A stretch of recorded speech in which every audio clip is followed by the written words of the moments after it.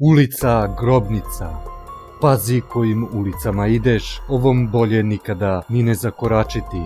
Tako bar kažu. Jedna je od jezivih priča stanovnika u jednom zabačenom delu Amerike. Jedne noći dečak po imenu Nick sa svojim prijateljima vraćao se sa žurke, ali ni manje ni više to je bila žurka za noć veštica. Njihovi jezivi kostimi sijali su na punoj mesečini. Veštačka krv ostavljala je tragove po ulicama dok se slivala sa Nickovih nogavica i ruku. Ta noć je bila tiša nego bilo koja. Nešto ih je ipak vuko da prođu jednom malom uličicom, koja je na kraju imala samo jednu noćnu svetiljku, ali ne zadugo, ugasila se. Stajali su nepomično, zemlja je počela da se trese, utvara koja im je išla u susret ostavljala je za sobom krvave tragove, zvuk njenih kostiju parao im je uši i ledio krv u žilama. Te noći mogli su se čuti jezivi krici, ulica se otvorila pred njima, jece i bol i patnja dopirali su pod zemljom.